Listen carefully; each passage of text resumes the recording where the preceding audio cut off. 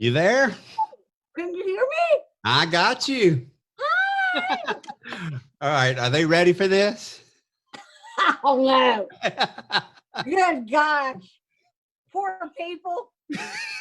They're going to wish they went out and had a few drinks. How are you doing? I am doing well. So you ready to kick this off? We're live right now. So we're on. They can see us. Don't say anything inappropriate. Okay. Well, I'll try to see without my Elvis Costello glasses. Yeah. I'm going to have to put them back on. Oh, gosh.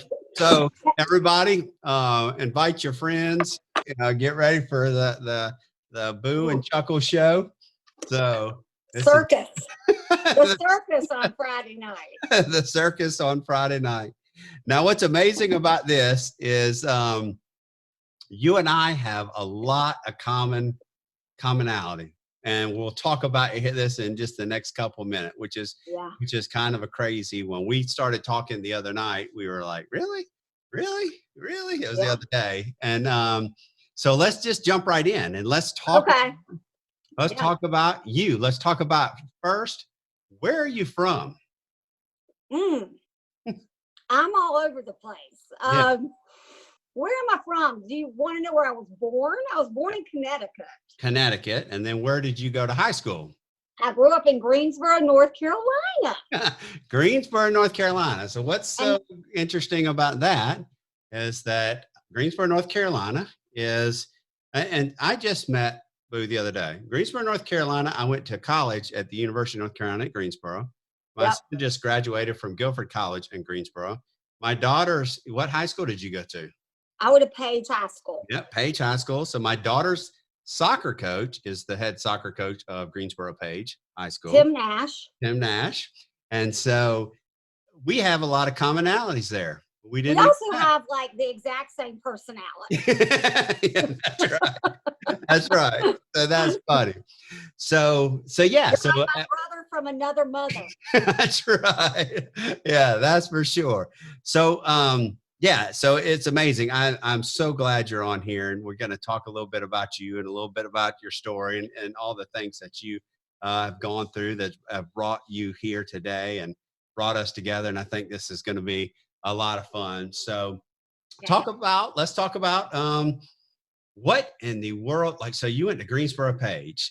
Right? Yeah, I went to Page, and then my senior year, my dad lost his job, and my parents told me we had to move to South Carolina, but they let me finish out my senior year at Page.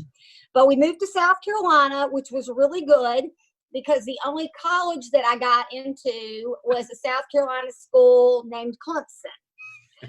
So it worked out real well that my dad could pay in-state tuition for me to go to Clemson. That's right. And so we talked about that the other day, another little commonality between us. I didn't do too well in high school, didn't do great. And lucky enough to go play baseball. For it since then. Yeah. So have you, for sure. And so you go to Clemson. Yep. And what did you do at Clemson? What kind of school is Clemson? What did you tell me at Clemson? Yeah. Okay, so like Matt, so I grew up with these uber parents, you guys. I had my mom was like a Phi Beta Kappa at Duke. My dad was like an All-American athlete and scholar at UNC. And I couldn't honestly get in any North Carolina school. I certainly couldn't get anything like that. And I still don't understand how I got in Clemson, except they must have needed like out of state people. But the funny thing is that when I finally got there, like, I'm seriously not kidding. I looked around and I was like, oh my gosh, I'm at a cow college. This is like for cow people. It was like an ag college. Yeah. And it still is an ag college. Still is an ag college in the middle. But I'm like, well, if I'm good at anything, it's like liberal arts stuff. But Clemson had much lower standards back then for accepting students. Yeah. And I got in, but I had a really hard time because I couldn't find a major. But they had one that sounded like fun, and it was a recreation major. And it was a legit major. And I thought, that's the major for me. Plus, it had all these cute football players. So you could really tell my head was still really not into the game. But I did enjoy the Clemson recreation major because it did involve a lot of like psychology and sports psychology and motivational kind of things. And I didn't know what the heck I was going to do with my life, but I knew that I liked whatever that was. Like that thing that makes people do things that they don't want to do. So you're an influencer, right? Well, absolutely. I mean, I can't influence my family very much, but somehow other people seem to listen to me. That's so awesome. Yeah. Yeah. So, so you said there was some cute football players. Were there any? Very cute. But what did you did something else while you were there? I was I was like a rally cat cheerleader kind of thing, and that's where I met the one and only GM Grayson Marshall. So that's what he's asking. Were there any cute basketball players? Oh, yes. Actually, do you remember a guy named Horace Grant? Absolutely. Yeah. Well, I was his little sister thingy or whatever. And I decorated his locker and made him brownies. Really? And he's rather famous right now. Yeah. But actually, Grayson was the one that stuck out more to me than anybody because he had just such a fantastic personality and everybody on campus loved Grayson. But yes, I loved and have always loved attention. Yeah. And so as Rally Cat and a cheerleader, we danced around and did cheers and danced and all that kind of stuff. It was really fun. And football and basketball games. That's awesome. I was also the Wendy's hamburger girl. Were you? What did that involve? That was my job. Like I had to pay for the beer I was drinking. So, on the weekend, I was the Wendy's hamburger girl, and I had a the old Wendy orange wig that the like ponytail stuck straight out braids, and I wore like this lederhosen outfit. And I literally would wear it to class sometimes. Really? And it was a joke. It was so much fun. And I would hand out like free coupons for hamburgers and stuff like that. But on the weekends, I would do like local parades and things like that and sit in somebody's like fancy car and throw, French fry certificates. So, I also was the first female in Clemson history to try out for the Tiger. Oh, really? Yeah, I actually tried out for the mascot. Yeah. And I got second place. And like since then, nobody's ever tried out for that. Like that would have been my dream to put on a outfit and have nobody know who I was and be able to act crazy. Yeah. And I tried out for the Tiger. I had to do 50 push-ups in a tiger suit. Did you do it? And I came in second, but they started asking questions that were not fair because I was a female. Mm-hmm. And that was sexual discrimination, and I'm still convinced that's why I didn't get to be the Tiger. That's why I didn't get it. It was a big conspiracy against you. Absolutely. The questions, they could never have asked those questions today that they asked me, Matt. Really? I'm not even going to repeat them. This is a Christian show. This is a Christian broadcast. We're going to have to hold those. Yeah. If people need to know, they can check with us offline. And I know. Just heads up. Yeah. This is a Christian show. Clemson was fun, but Clemson was also very hard for me. I had my heart broken by this fella who was the quarterback for Wake Forest, and he dumped me in a hot minute. And so I had a lot of pain with that. And that was probably the first time in my life that I realized I had no coping skills, like none. Yeah. And so my coping skill was to try to get control of my life by like controlling what I put in my mouth. Yeah. And we didn't talk about this the other day, but I like became very, very anorexic for a season of my college life. And unbelievably, by the grace of God, he pulled me out of it. But it was it was interesting how when we don't have anything tangible, we just go to what's innate to try to help us through. And I was reading the Word of God and I was talking to the Lord every day, but I needed something like to give me a sense of control of having my life back. And I don't know why, but it just turned out to be not putting food in my mouth. Yeah. And yeah, that was tough. I realized I didn't. How hard was that really to come out of? How hard was that when you got into that? Was it to come out of that? Um, I know a lot of people struggle with that. Yeah, well, the problem is that when I saw him again and I looked all better, in my opinion, I actually looked just probably gross, but he didn't like want me back. That kind of sent me even more of a spiral. And so I actually started eating again, but then I didn't know like how to eat regularly. So then I was like binge eating, and that turned into bulimia. I think all of y'all have heard of that.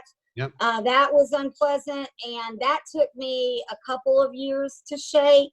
But I was able to again do that on my own. Well, with God, yeah.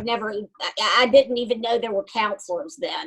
I just didn't have coping skills, and so food turned out to be a coping skill. But that's so prevalent. That's so prevalent. And you know, there's so many people have a lot of different things that they turn to, right? Yeah. Turning to either addiction but that addiction can come in the form of food. That addiction can come in the form of alcohol.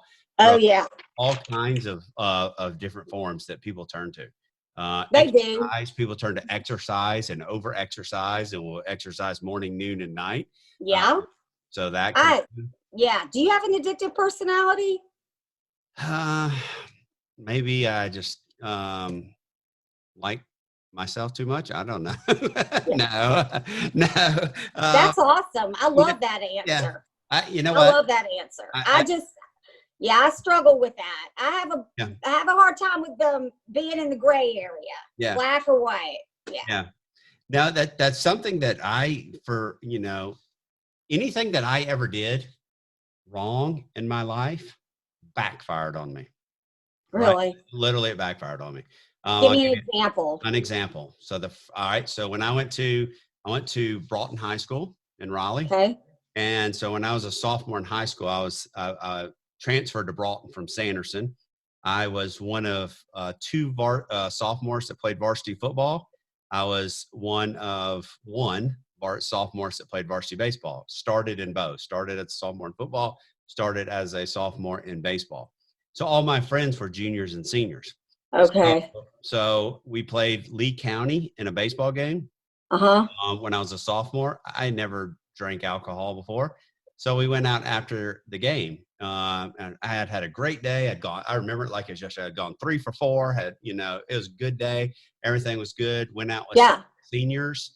They picked me up. We met my brother. He bought us a half gallon of Jim Beam, and we start drinking. Well, I never drank. I take a few shots. I black out. Don't remember anything. Yeah. I ended up drinking almost that whole half gallon, ended up waking up the next morning in the hospital, 0.39 alcohol level, tubes in my arms, tubes coming out of my nose, heart monitor on me. So it was first time out of the gate, and I tried to take care of business. And so yeah, you did. You hit it hard. Yeah, I hit it hard. And so from that though, that was horrible. So I didn't drink. One of the best things I think my father said to me, I was still drunk, trying to go in the restroom, and he walks by, and I'm standing there and I'm leaning against the wall, and he goes, "You're not in trouble. You're not grounded, because if you can't learn your lesson from this, nothing will teach you the lesson." I know. Serious. And so like, that's just one example. So when I would do something wrong, it would literally backfire on me. And so wow. I became the designated driver all around for everybody at that time. But see, the thing is, it's so great. Unlike me, it backfired on you one time and you learned. With me, I had to try all different things, and I had to make sure that they backfired on me numerous times before I finally got it. That's right. That's right. You learned the first time. I did, but let me tell you why. Because there's more of a story, and dealt with this today with my youngest daughter, and I was actually talking to somebody about this, and I'll tell you about it. So with me, and you'll recognize this from being from Greensboro. So the Andy Griffith Show. Yeah. Well, so when this happened to me, I came out, went back to school. First time I ever drank, but my nickname became Otis. So I was the town drunk. I was the school drunk. Oh, I know that show well, Otis. So Otis Campbell. yeah. So if you were, anything about that, then that was Otis was the person that was the town drunk, and he'd just go in and lock him up. It happened to another guy in our school, a guy who was a senior. It happened to him around the same people about 2 weeks later. To him, everybody was like, I'm so sorry. I'm sorry that happened to you. To me, they would turn in the same breath and call me Otis. So Why? I don't know.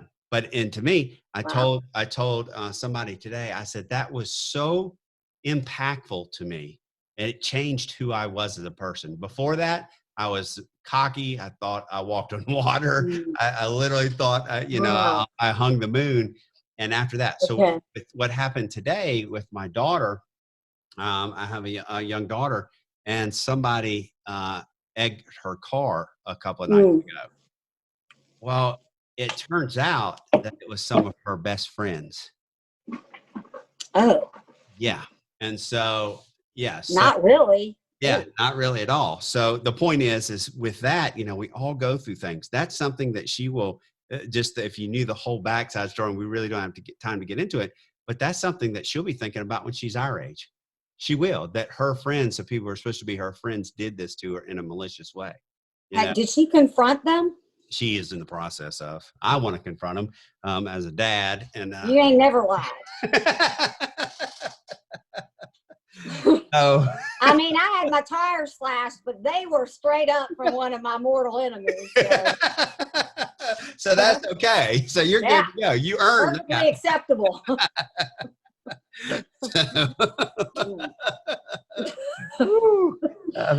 Wow, bless her little heart. Yeah, I know her heart is breaking. Yeah. So, but it's those little things. And she's such a good girl. That's some of the things that will, it'll affect her, but she'll learn from it. I learned from it, right? It taught me that and this is what I've always brought my kids up thinking. And I've always talked to them about that. If you want to talk about the golden rule, do unto others as you have done unto you. Sure. Treat people the way you want to be treated. This is what I always say to my kids. If it would hurt your feelings and you wouldn't like it, then it's going to hurt theirs. So you better not do it. Right? Good job, Daddy. Yeah. That's really it, It ain't rocket science. It ain't rocket science. Treat people how you want to be treated. That's right. Yeah. So you got over that. I just realized I treat other people a lot better than I used to treat myself. Yeah, exactly. That's really it. And I mean, I would never speak to somebody else the way I've spoken to myself in my lifetime. Yes. Yeah. So you're harder on yourself than you are on that. Again, I did another podcast earlier this morning, and we were talking about the word why, how that can be fit, but we also were talking about should have. Oh yeah. Shitting on yourself. Yeah. Yeah. We talked about that. Yeah. Well, what does that mean? What does that mean? Tell everybody. I mean, when you should on yourself, that's a cognitive distortion. It's one of they're about, I don't know, I have a list of about 15 of them, but shoulding is one of them. And it's done to validate a sense of hopelessness, helplessness, or not feeling good enough. Exactly. And it's one of those beliefs that we adopt as part of our identity that we use against ourselves. We've learned it by nature or nurture. Mm-hmm. And it just becomes, something that we use as a cruel taskmaster. Yep. And we think that it helps us monitor our behavior and keeps us from making the same mistakes. But what it actually does is it keeps us in a state of shame. Yeah. And, if we're focused on feeling shameful because our mind and our body seek to validate one another, we will then create more shameful behaviors to affirm the fact that we're a shameful person. Yeah, exactly. And a lot of times you're so much harder on yourself than you need to be. right? Oh, Everybody. yes. And so going forward in this conversation, after I got over the anorexia and the bulimia, I started running my family's wine and cheese shop, Yep. and I drank all of the inventory. So it wasn't very lucrative. Yeah. But it's also, that was a bust. That's what that recreation degree gives me. Yeah. Yeah. I was great at recreating. That's right. Yeah, just kind of hurt the family business there a little bit. Yeah, no, but like I that's another way that, because of the attitude I had about myself, the thoughts that I had about myself, you know, I just went from one little issue or presumed coping skill, whatever I thought it was with the eating, to over drinking. And that was great, because I learned that if you just drink enough, you can like numb out the sound of your own voice. Yeah. And so unfortunately that became my little go-to for a long time. And it runs in my family. So absolutely. that didn't help. Yeah. And so we'll get back to that. We'll talk about that. Yeah, we will. Yeah. We'll come back to that here in a bit. You're running the show. Yeah, that's right. Well, because, you know, that plays a part later, right, for you. And so, so now, where do we go to next? Do we go to meeting your husband? Oh my gosh. Yeah. Well, why don't you talk about meeting your wife? Oh, you want me to talk about meeting my wife? Awesome. Y'all got to listen to this. It's a true story. I'm interviewing Chuckles. Chuckles. Yeah. So you're interviewing me. So you want to know how I met my wife. True story here. So I played baseball at UNCG, and I'm standing in the dugout, and I was a catcher, and my roommate was a pitcher, and we're standing beside each other, and there's this group of girls up in the stands. I think Grayson Marshall could, you know, having been a college basketball player, he could probably relate. You're always paying attention to what's going on up in the stands, you know? And so, you know, I'm sitting there and I'm standing by my roommate, and I look up in the stands, and I said, Andy, I said, you see that girl? And I tell this story all the time. Even when she's around, I tell this story. And it doesn't make her very happy. But I said, you see that girl? And he said, yep. And I said, I'm going to marry her. And that's really where he goes, he's like, whatever. And that's kind of where the story stops. But when she's standing around, I really said that. That's a true statement. I said, see that girl? I'm going to marry her. So when she's standing around me, like at a party or around friends, and I tell this story, I said, but the next thing I say is, but I say that about all the girls. I was going to marry all the girls. So she hits me, tells me to be quiet and all that. But no, I truly said that. But I would see her on campus, right? And she used to think I was crazy, because I'd have my hat on, it'd be pulled down, I'd be riding my bike to class. You're kind of a stalker. Yeah, I was kind of a stalker. I was kind of a shy guy stalker, and I would ride my bike, and I would just kind of look at her as I went by, and she's like, creepy dude. Who is this creeper? This dude is creeper. He is got this stalker on campus. But I would see her around, and I would just look at her and never talk to her. I was too shy to talk to her, right? So I went from this old cocky kid to now I won't talk to anybody, you know. And so I was with my other roommate one day, and I would talk about her all the time. So my other roommate was in nursing school, and he was going out with this girl named Tracy, and he would talk about being in lab with Tracy and her roommate, that they were lab partners. And I was actually walking with Andy, because I'd seen her earlier in the day somewhere on campus. And I said, I'm like, man, there's this girl on campus. I've seen her. I haven't talked to her, and I'd like to meet her. And I was like, Brad, that's her. And he goes, you got to be kidding me. He goes, that's Tisha. He goes, that's Tracy's roommate. He goes, Tisha, come here. And so there you go. He introduced, and guess what happened that night? Duke played Carolina in basketball, and I'm a big Tar Heel fan. So she came to the apartment to watch the Duke Carolina game, and it was all she wrote. Oh, I love that. Yep. And so what's today? Today is the 15th. Next May 20th, 25 years of marriage. That's so awesome. That's a true story. I just love that. That's so God. It is God. It is God. It's a wonderful story. That's right. So now let's hear your God story, because this is God. Yeah. I wish I could say that I met my husband in church, but I met him in a bar. And believe it or not, you can meet like a great guy in a bar. Not But this that is I a was, now, Boo. This is a wonderful story. So, okay, yeah, talk okay. about it because this is a great story.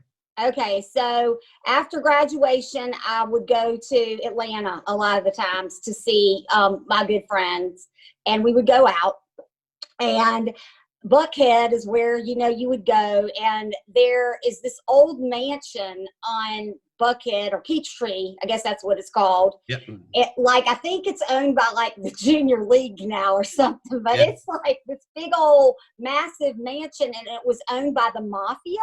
Mm-hmm. And it was a bar called Petrus, which probably it means something in mafia language. I don't know. But anyway, my girlfriend and I were there, and it was on Halloween. And I really actually didn't tell you all the story because my girlfriend met her husband that night too. No kidding. Wow. Okay, but listen, this gets really good. Okay, so it was a costume party. Okay. Yeah. So we're out dancing on the floor, and my friend Taba, who's Persian, her name's Susan Tabatabai. Yeah. She's over there dancing with what looks like Donna Summer because her then soon-to-be husband had on a wig and was dressed up like a woman.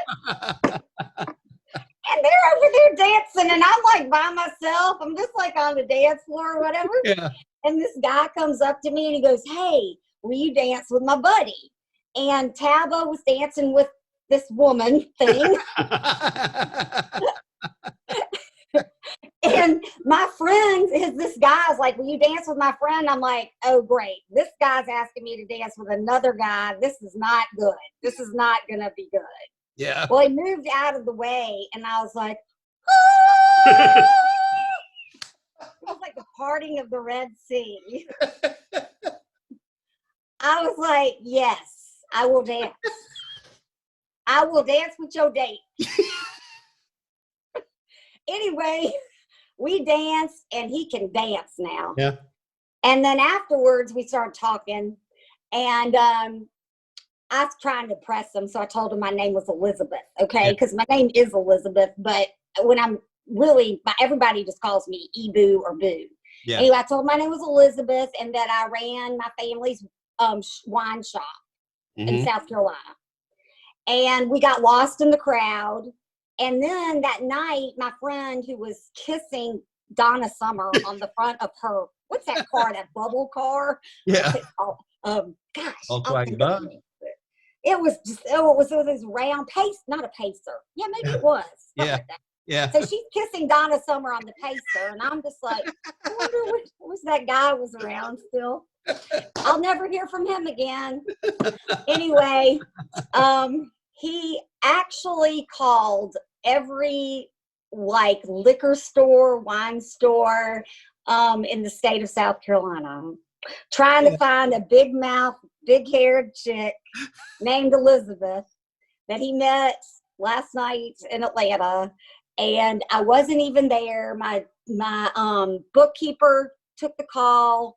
She left a message and said, "Some dude called you. Here's his number. Call him back." And I thought he was calling about beer making equipment because I could ship that. And I thought he was like a military dude. They love that. Yeah. Anyway, I called and it was his voice. And we talked for like 2 months on the phone. And then we met again in Atlanta. And then we dated 2 years long distance. We got married. And I've been married to him for like 28 years, which is a miracle. Wow. A miracle. And you have kids? We do. I have a 26-year-old daughter named Landon and a 21-year-old son named Cole. And they're both great. Yeah. Yes. Awesome. Outstanding. All right. So that is so cool. See, we both have great stories. That's amazing. Yeah. I mean, when it's meant to be, it'll be. Yeah. Absolutely. We both have great stories. And not everybody needs to have a great story like that for it to be God's. We're just special, though. We're special. Yeah, we're just special people, right? That's just the way it is. Okay, so now let's talk about something that's not very good that happened to you. And when you and your father and your parents were really extremely important to you, and your father was really extremely important to you, and something. Okay. So I had been dating Tim for about a year, and it was a Labor Day weekend, and Tim and I had gone up to see my parents I didn't even go into this much detail with you, and I was telling you, but we went to see my parents in Highlands, North Carolina, for the weekend, Labor Day, 1990. And we came back. I went back to Montgomery. I was living here, but I wasn't living in sin or anything. I had an own apartment and everything like that. We were just trying to kind of test the waters, you know. And I told Tim after we went to Highlands, I said, I don't know why, but I feel like I need to go back next weekend to Highlands. Now, this is like a 6.5-hour drive. Yeah. And he was like, well, Bud, you just went and saw them. You sure you need to go again? I'm like, yeah, I don't know why. And so they had gone back up there for the next weekend. And I drove up there, not really knowing why, but feeling like I needed to be there. And the next day, we all went out together, and Dad took me shopping. That was the first. He's not real big into that. He bought me a black dress, picked a black dress out for me. Interesting. And about 4 hours later, we were jogging. And my dad was a huge athlete, like I said. He was 58 years old. He's an all-American athlete in college. And we were jogging, and he had a massive heart attack. And he basically, they say he was dead before he hit the ground. Mm-hmm. Interestingly enough, I didn't tell you this the other night either. One of the last things he said was, "This is the last lap." I thought that was pretty profound. Yeah, that is profound. But when I say shock, my mom and we took him to the little house. He went to the Highlands hospital there. You know, I mean, it was like as big as my bonus room here. Yeah. And, you know, he died long before they got him there. But Mom and I like drove back to the condo, and like his dinner was, like the potatoes were still in the oven. And I just remember walking into their bedroom, and I picked up his wallet, and opened it, and I thought, gosh, he didn't even need his license. He didn't need any of his money. And I mean, my dad worked really hard. He was really entrepreneurial, and he did well for himself and our family, and he worked so hard. And all he really wanted to do was retire to be with us and fish. He loved to fish. But I said, you know, he didn't even get to, he didn't even need his wallet, like where he was going. He didn't need his license. He didn't need anything he worked for. It was like right there, his identity, you know, in that wallet. It was gone.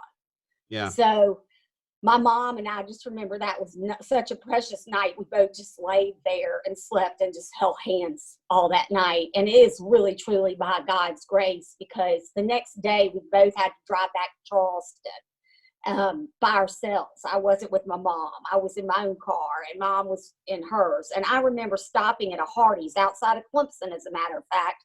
Mm-hmm. And the people were going to church that morning. And I remember walking in there and looking around, and I was just thinking, life is going on. Don't they realize what just happened to me? Yeah. Don't they realize that not even, however many hours ago, my dad is dropped dead? And it was an incredulous feeling, thinking that they could just be sitting there going about, and here I was. And then the fact that Mother and I both had to drive back alone 6 hours by ourselves. Yeah. And Tim met me at the Charleston airport, and obviously we had to come apart in the airport. Yeah. But I certainly knew then why I needed to go back that weekend, because my mother would have been there alone. Yeah. And you were meant to see him. You were meant to see him, and there's no doubt about that. And although that's not a great memory, at least you have that memory with him. Oh, absolutely. And honestly, I'm very, very fortunate.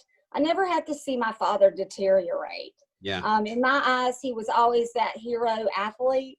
Yeah. And I never had to watch him suffer as we have my husband's parents. Yeah. And so I'm actually very grateful for that. But the shock of that whole thing just threw me for another loop for a while.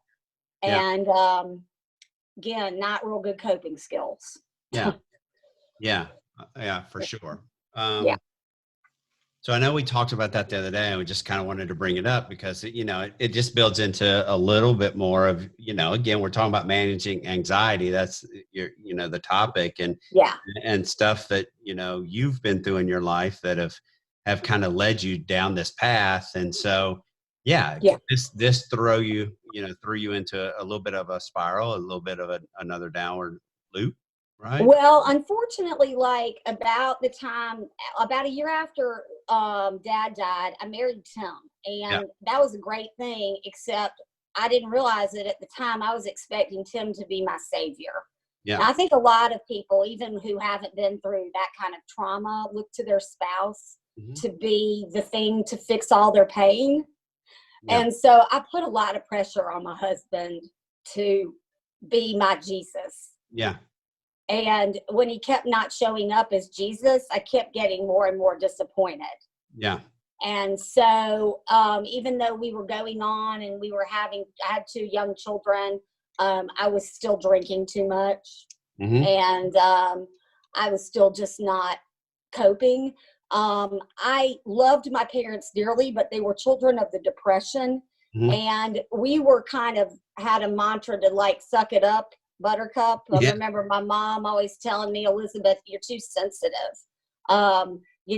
Just stop crying. I heard that a lot. Yeah. Oh, that's self-pity. Get over yourself.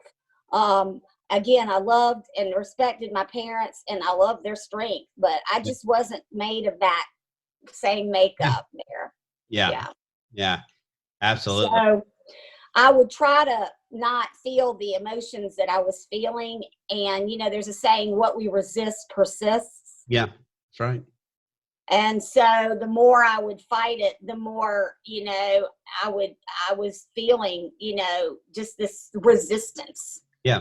And I couldn't understand why all of the coping skills I had tried, and believe me, I tried a lot of other ones too. Yeah. Sure. Didn't solve the problem inside of me. Yeah. So yeah, and that's back to your husband and the thing. That's something counselor wise. We see a lot of families or marriages go through that, right? And it's such a learned thing. You think about this when we got married, we were all pretty young. I was 23. My wife was 22 still. Wow. Yeah, were young. So we were young. Yeah, we were young. And, but I remember I was telling this story the other day that, here I am after 9/11 going to Afghanistan, going to war right after 9/11. So I was in Afghanistan in November 2001, right at the beginning of the war. But it's pretty funny what we did on the way over there is we read 2 books, right? Think about this now. We are going to kill the enemy, boo. That's what we're doing. We're going to take care of the enemy. And we read the 5 love languages and the Notebook. No.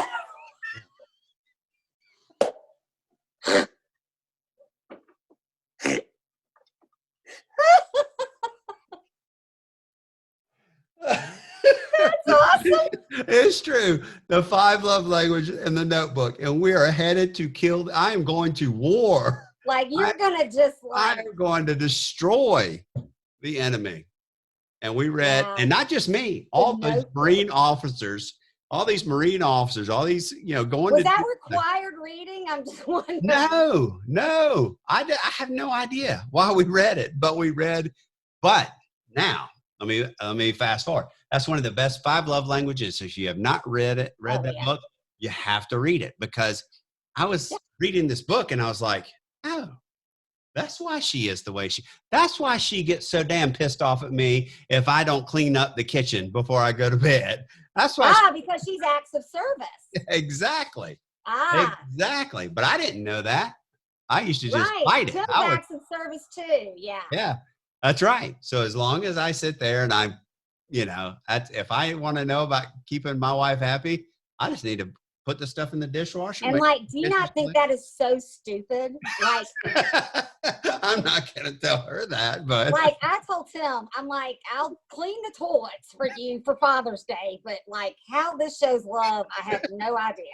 And tell me how awesome I am. That's all I care about. Words of affirmation. Words of affirmation. That's what you need. Oh yeah. So there we are, going to war. So you read those, yeah. Read the 5 love languages. Yeah. And so, and the notebook, you know, so. I'm sure that came in really handy down there. Yeah, it actually did, you know. No, it did not. So that's so funny. So yeah, yeah, that's what we read. And you know, that was one of the things. And believe it or not. Were you anxious? Were you anxious, since we're talking about, or supposed to be talking about anxiety? Were you anxious? Yes. Like, well, going to war? Yes, absolutely. There's no doubt about it. When you, so I was at a little music class with my daughter when the first tower got hit, and because my wife was at the medical hospital. We were supposed to leave September 18th. My wife was at a doctor's appointment with my son. I had my little baby daughter, Megan. And somebody walked in and said, oh, a little plane just hit the one of the towers. Nobody knew it was a big plane. And then she walked in a couple minutes later and said, hey, another plane just hit the other tower, and it was an airliner. I picked up my daughter, didn't say a word, went and put her in the car because I knew I was going to war. Right? I knew where I was going.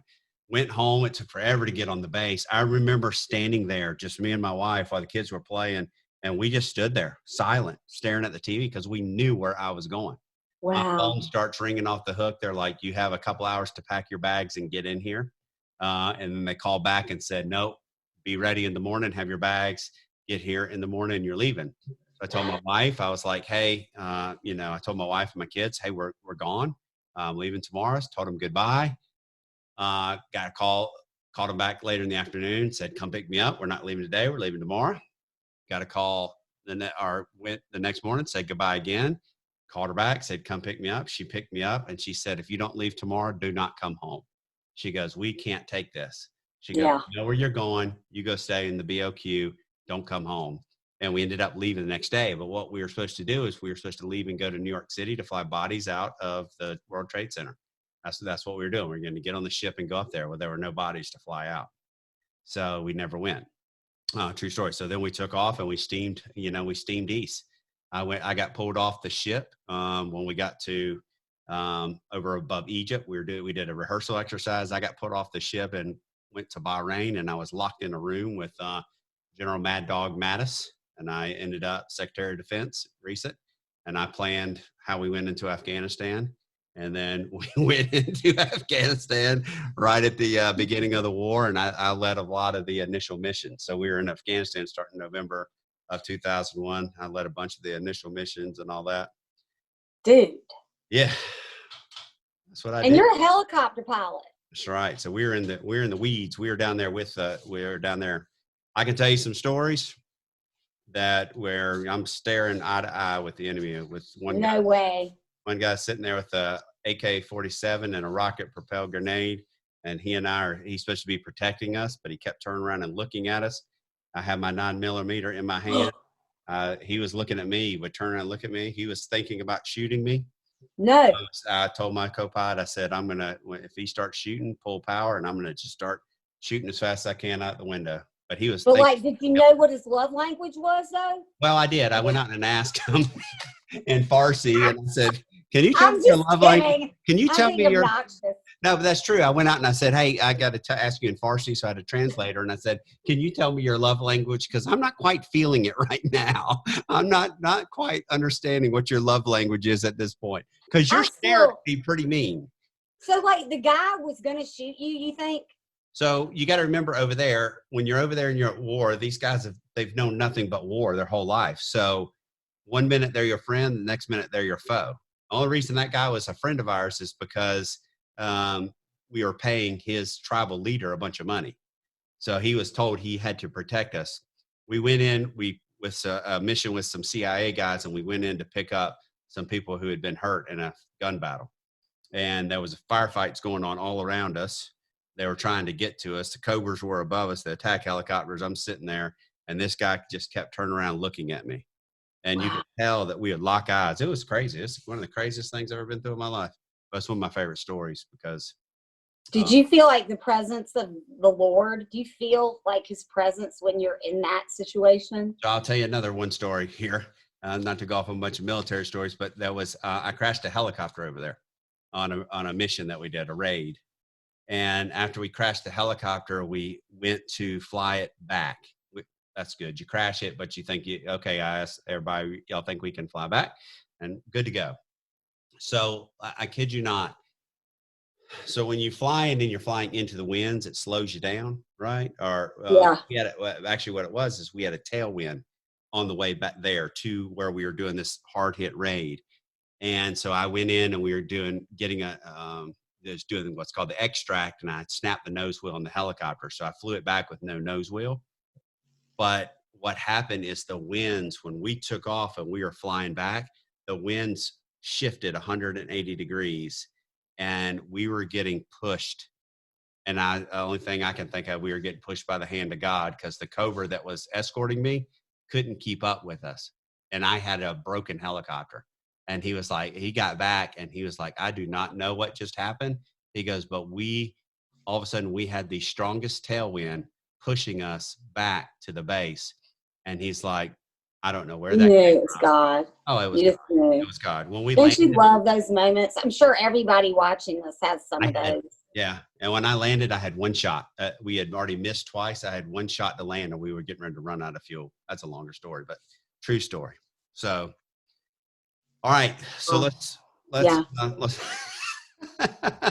war stories. I know. I love asking questions. War stories with Boo and Chuckles. Yeah. I mean, gosh, I could listen to you all day. I love your story. Yeah. I love asking questions. I think that's why I love being a coach, because all we do is ask questions. Yeah. I mean, everybody has the answer inside of them. Your whole job is just to ask questions that help them find their answer. Don't you think? Yeah. Oh, absolutely. And listen. Definitely. So, well, let's fast forward, because we a little bit longer. So now you start moving forward in life. You know, and let's talk about that.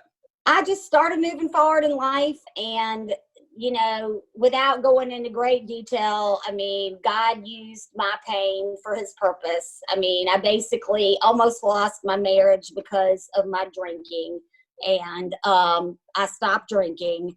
It took about 82 tries, but I eventually quit.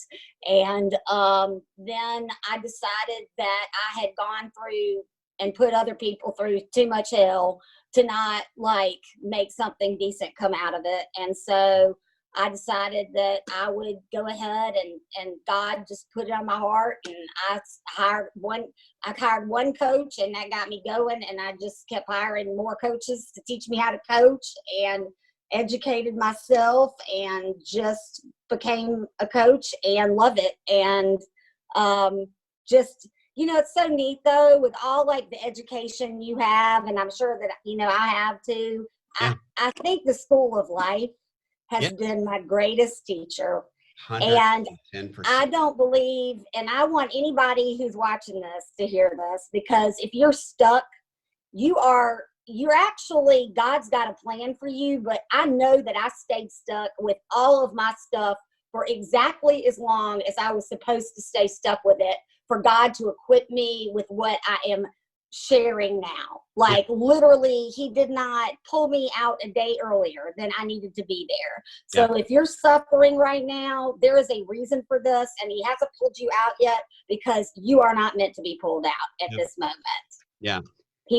He's going to use it for something. Absolutely. I think and you're right. I'm going to go back to one thing. I got to get this point back in, but people like me and you don't need to drink to have fun. So that's, no. That's right. But I want to say this. No. Yeah, that's right. But, you know, you're so right on the coaching piece, is that my belief is that we learn through our experience. We learn through the things that we go through, and and it's up to us. If you go back to how we started tonight with Tracy, talking at the beginning, we share and we talk to people, and from Tracy to Jason to you, and then we'll have Monty next. We share through our stories. We share to make a difference with people's lives. And if we're doing that, and we're doing that in the right way, then we can help people from what our story is and what we've gone through. Oh, absolutely. And, you know, so many people talking about anxiety, you know, suffer with anxiety. Absolutely. And, you know, and so, you know, what is anxiety but fear, right? Yeah. And I was listening to, I think, Grayson this morning talking about, perfect love casts out all fear. And so one of the ways that I coach is to really focus on self-compassion, because if we love ourselves through the fear, or even love the fear, because the fear is actually trying to protect us, right? Yeah, absolutely. If we talk to the fear and we embrace it and recognize that it's only trying to protect us, then it softens it, Yeah. you know? But when we fight it and we judge ourselves for the fear that we have, then again, it just compounds it, and it makes us feel like failures, and it makes us even more fearful. Yeah. So I don't know why I got off on this tangent, except No, I this know is that I perfect. wanted to talk a little bit about anxiety, but because of my experiences in life with anxiety and all, and lack of self-love, I realized that my lack of love for myself was the cause of so many of my behaviors. So I really focus on healing my clients' hearts. Yeah. If you can heal their broken hearts and their lack of love for themselves, their behavior changes. Yeah. Because, if you don't love something, you don't take care of it, right? Exactly. 100%. And so once a person falls in love with themselves, and I mean in a healthy way, they start to realize, I can do things on behalf of myself that are even really hard. Like, it wasn't easy for me to stop drinking, but I had to learn to love myself even while I was drinking in order for me to stop drinking, because I had to care enough about myself to do something difficult on behalf of myself. Yeah. Does that make Oh, sense? it does make sense. It makes total sense, Yeah.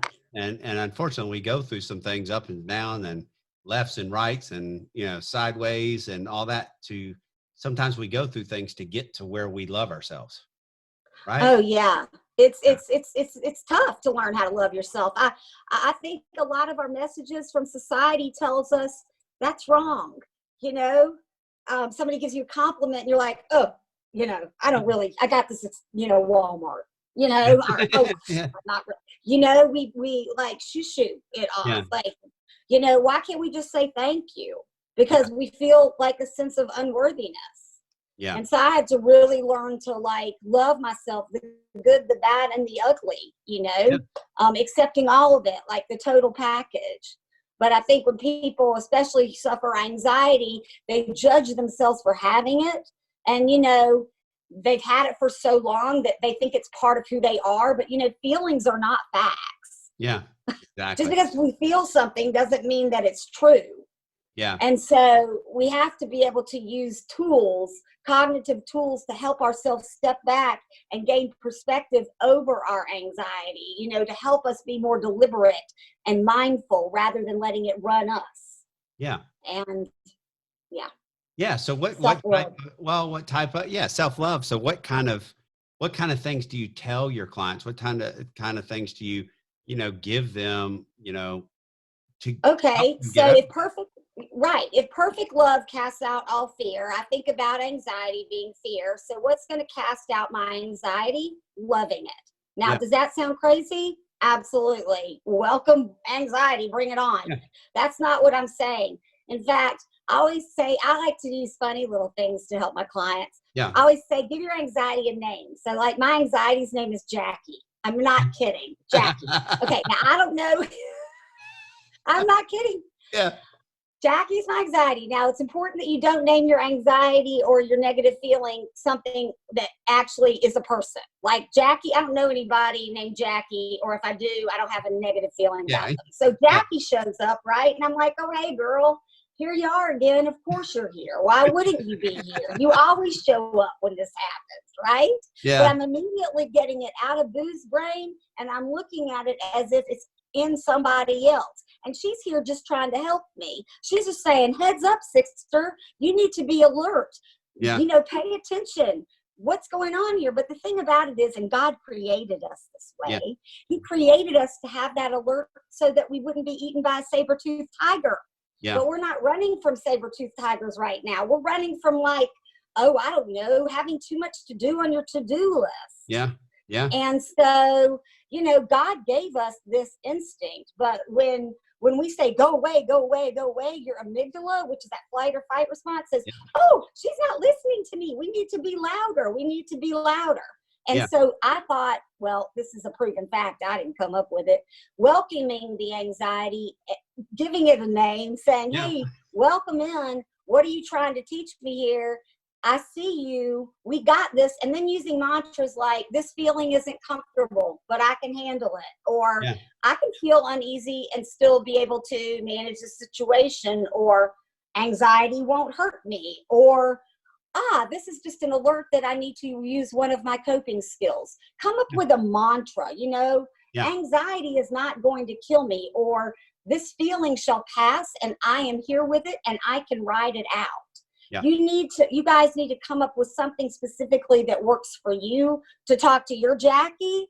And it's amazing how well that works. Yeah. That's Yeah. one little tool. It does work. I mean, I can see how that would work. I mean, it's just being able to recognize when that is coming, what makes you anxious, being able to actually recognize when you're getting into those situations, being able to, okay, it's coming. I know it's coming, and being able to control it. That makes total sense. I think that's There's usually a trigger, and There's you're going to feel it in your body, or you're going to start sweating, or, getting the chills or having a hard time breathing. And you're going to realize, okay, what's going on? And then you're going to accept, okay, this is what's going on right now. Then you're going to investigate what was the trigger. And then you say, you know what? I am not anxiety. This is not part of my identity. This is a feeling that I'm having. Feelings are not facts. This is a thought or a belief I'm having about myself. And, whether it's true or not is all my decision. Exactly.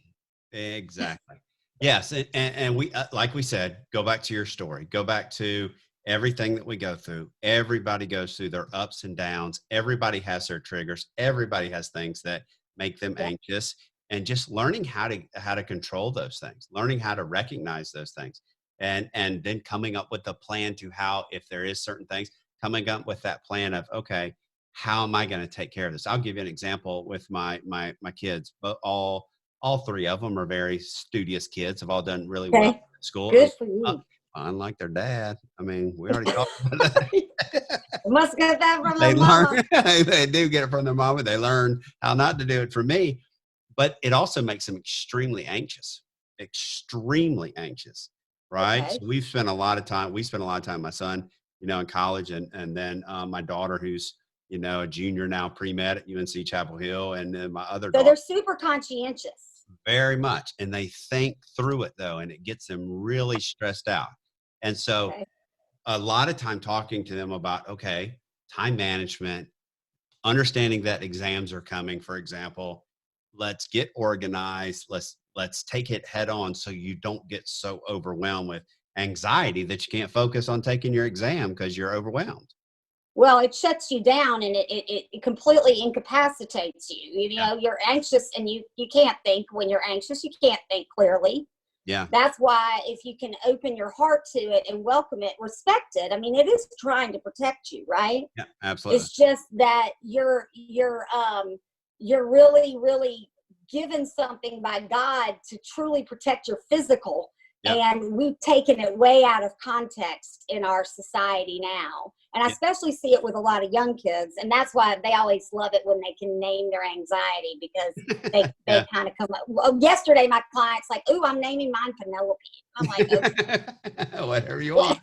Yeah, Penelope it is. Yeah. As long as it's not you and you're not beating you up, Yeah.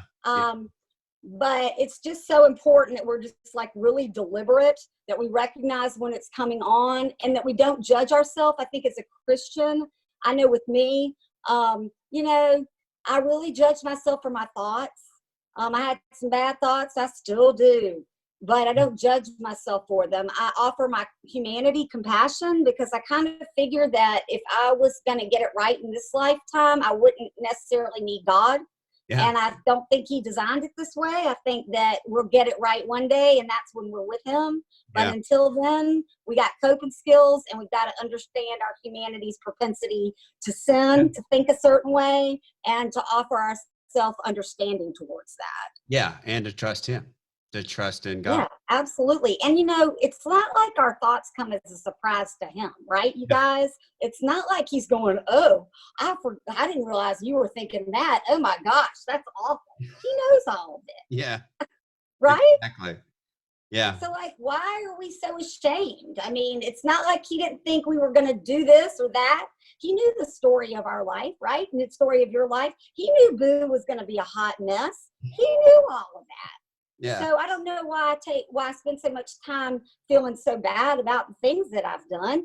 God knew. He wrote them into the story of my life, just like he has with anybody that's watching us. Yeah, absolutely. Absolutely. And he wrote the Boo and Chuckles show in. He wrote the Boo and Chuckles show years He knew before we were formed in our mother's womb. Yeah, It was the Boo and Chuckles show. He knew it was coming, right? That's for sure. And Jason said that he loves giving anxiety its own separate identity by giving it a name. So, I mean, it's a good idea to just be able to recognize and take care of it. Everybody has anxiety. Everybody. Yeah, and we have, and it's in different forms for all of us. Some have social anxiety. Another great thing is just exposure therapy always works great. So always challenge yourself to do something itty bitty that you don't think that you can do. Make that phone call or stick one foot into that party. You don't have to put your whole body into that party. Stick one foot in it, but just make small little steps towards showing yourself that you can overcome this, you guys. Yeah. Because it is kind of an epidemic, and I'm afraid that our society has created it by telling us that we have to do more and be more, and you're worth more if you do more. Yeah. And I always just tell my clients, make your goal today peace. What does that look like? It may be doing something you don't want to do that will bring you peace. Yeah. Sometimes me getting closer to peace means doing the laundry. Got me? Yeah. But to me, peace of mind in the society that we live in is success. You've arrived. You can keep your peace. Yeah, that's so true. That's so true. There's so much pressure nowadays on everybody. Just everybody. I mean, well, just look at how hard the colleges are to get into now. They weren't like that when we were going through, thank God. Yeah, well, you might have been a different person because, nowadays you don't. I wouldn't have gotten into the Cal College now. I can tell you that. Yeah. Well, these kids have a lot of stuff on them, a lot of pressures on them. They have to work hard. I mean, they work hard. But you're so good telling your kids, it's a preparation is huge too. You stay on top of it. Yeah. Well, and you don't tell them that they're not going to be anxious. Did you know that anxiety and excitement are actually the same emotion in your body? So if you have a kid who's getting ready to go make a speech or something, instead of saying to themselves, oh, I'm so anxious about doing this, say, oh, I'm excited about this. This is so exciting, because they actually elicit the same feelings in your body. So if one of your kids is interviewing for college or whatever, or they're all in college, aren't they? One's a junior in high school. Anytime they have a game or a test, just to have them say, oh, I'm excited because I'm going to ace the sucker, rather than, oh, I'm so anxious about this, because they are the same in your body. They feel the same. It's physiological fact. That's really cool. That's really awesome. Yeah. I bet you're a great coach. I need to come. You said you do some coaching on the back porch, right, of your house. So I need to come. Give me a coaching when it's session. Nice like this, we like it on the back porch, and I just, I just kind of coach who God sends me. That's why this is such a blessing to be on this, because I don't really advertise. Yeah. I feel like if somebody comes to me, God sent them, so they're kind of like in my sheep, I'm in my flock, but I haven't really done much advertising, and that's how I know I'm supposed to help the people I'm supposed to help. I feel the same way. I feel like, that God put me here for a reason. And then when it comes to counseling and coaching and all that, I just do it because I love it. I love to help people. Right. I love to help people. I love to see it make a difference in people's lives.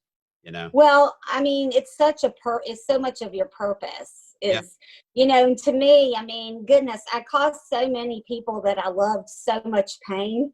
If I can do anything to undo somebody else's pain, it's just everything to me. I don't see you causing anybody pain. I just don't see that. Oh, I'm mostly annoyance these days. That's right. That's alike. That's why we're so alike. Well, look, this has been wonderful, and this will be the first of many meetings for us. I've really enjoyed our last two conversations have been just wonderful. And, You're great. And I think your advice on anxiety is spot on. We all have anxiety, especially now. A lot of people going through what they're going through with COVID-19 and where we're at. Yeah. And I talked to a friend that's a counselor the other day. You get that fight or flight. I mean, I was going to do the talk with death on my face, but I just wasn't sure if people would get it. Like, if it would be as clear. I mean, but it's good. I didn't know if I would catch it from you. That's right. It can come through the phone. I mean, the computer. You got that right. Or through my microphone. Hey, listen. Let's keep. I dare somebody to do their interview with the thing on their face. I should go upstairs and get one. I have them upstairs. I'm serious. I know. We should. I could put my flight helmet on. I got my helmet back there. You could have come on with that. Amish? You could have come on with that, and I could have had my helmet on. So, all right, I got to get ready for Monty. He's getting ready to come on. I don't want to interrupt Monty. Okay. Thank you. So this has been awesome. I appreciate Grayson for making you a part of this and bringing you on. He's such a great person. I know you. Thank you, Grayson, for the opportunity. It's very humbling for me. Yeah. I'm just like a cat lady that lives in my house and doesn't go anywhere. Yeah. So I really appreciate that. This opportunity. Although I don't have any cats. I love cats. Yeah, you do. You are a rally cat. So that's right. Go Tar Heels. Go That's awesome. Well, thank you so much. And I will see you on the next interview. We'll yes, sir. Thank you. Thank you. Night, everybody. Thank you so much.